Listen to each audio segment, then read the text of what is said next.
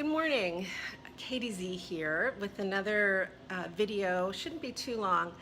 I realized this morning that I've been talking about the masculine in and out of balance and the feminine in and out of balance and chronic pain and sex positivity and many disparate subjects, and I haven't really fully, I don't think, contextualized my point of view and the ideas, specifically mindful practices that inform everything that I do, from how I teach to what I'm looking at when I'm doing work on myself, to how I have sex, to how I teach about communication, all of that mindful context.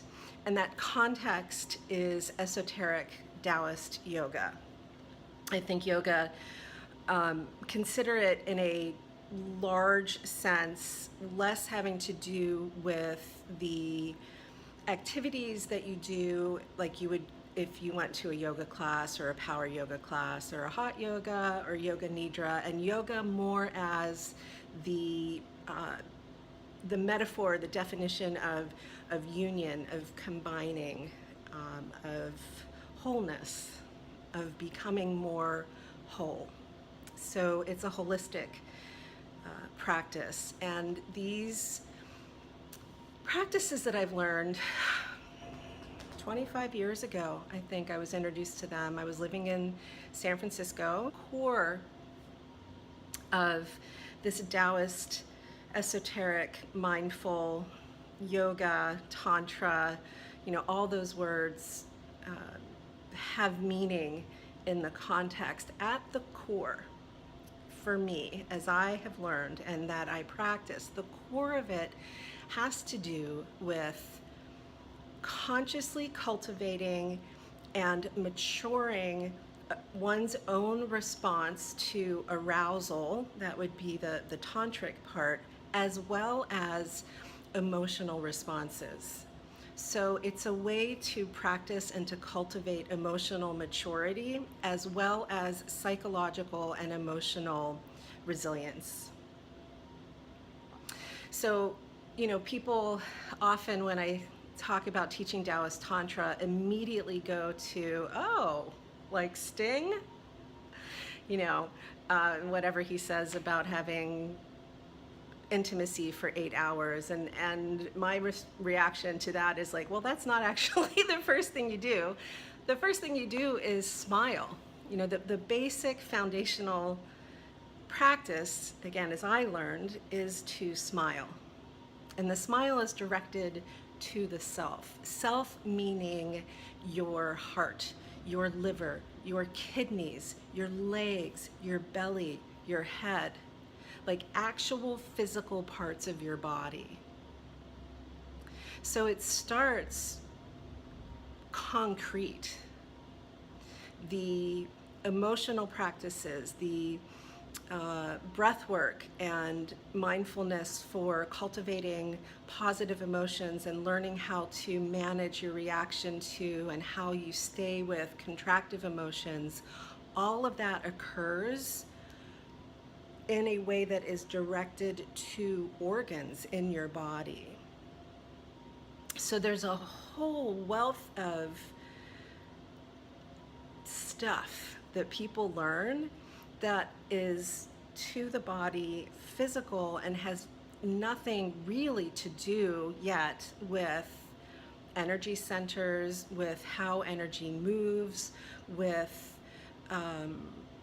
arousal and orgasm energy, and cultivating that and learning how to work with that to heal yourself. You start actually literally learning how to be kind to yourself, kind to your own body. And what I appreciate about that, when I first started, I didn't have chronic pain. That's only been in the last 10 years or so. When I first started working with these Taoist practices, I was also spending time with a Lama from Tibet who teaches very esoteric form of Buddhism, Vajrayana Buddhism, and that is very much i- in and of the mind, in and of visualizing the, you know, the image of the medicine Buddha and all of the tools that he has and the lotus on which he sits and how he looks in his affect. And that was really difficult for me, mostly because when I close my eyes and you ask me to see something, it is a blank screen. I am completely blind when it comes to inner visualization, much more kinetic or kinesthetic, kind of the same. And Buddhism is fantastic and wonderful and has a lot to offer, and I know many people resonate with it, and that's terrific. If you know about the work of Jon Kabat-Zinn and you're anywhere in that, then you're working with Zen Buddhism, which, as I experience it, is a very like emptying practice, right? You just sit and empty, come to space. Awesome.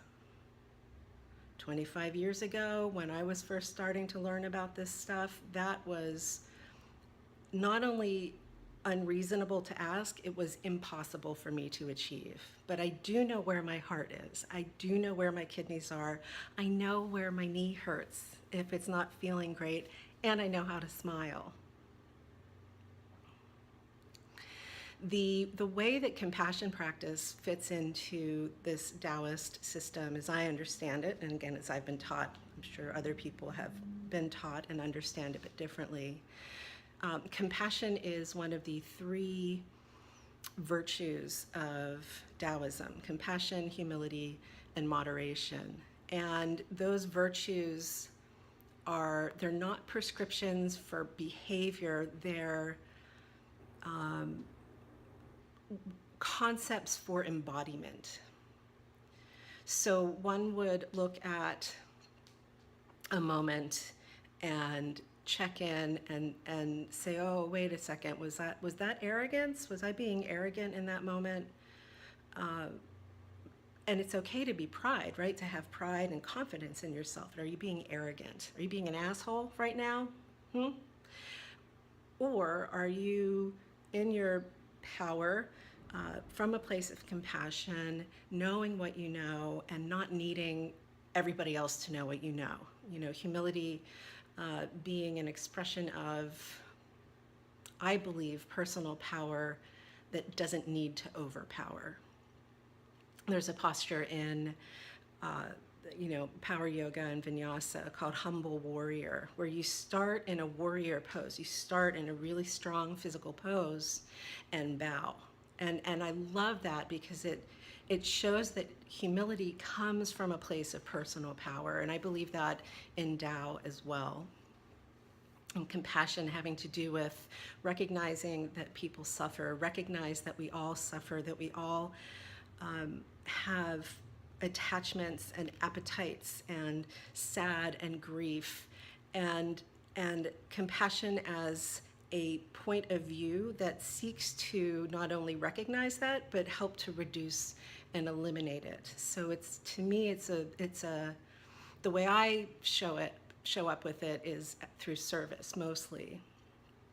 And then moderation, of course, means that you're not super high, super low, guardrail to guardrail. You're working somewhere in the middle, and that's where most of my work lies. I love extremes, so especially my feelings, my emotions, I'm very adept at expressing them, and these practices help me to kind of rein them in and not always impose them on other people. So I guess that's just a quick little 10-minute, like, what esoteric Taoist yoga means for me, and how I just wanted to give you guys a little bit of a sense of where I'm coming from. And I'll do a couple of videos, probably actually have time this morning, to talk a little bit more specifically about those foundational practices, the smiling and the sounds. And then also for teachers, if you're a teacher of yoga or second grade or Zumba, or if you work with the fitness marshal, who I'm totally in love with his work, he's amazing. How Taoist views of leadership can inform teaching, and many other subjects, including really awesome, wonderful, fulfilling, passionate, loving intimacy with your partner or partners. And I hope that keeps you coming back for more. Again, Katie Z, and I will see you soon. Bye.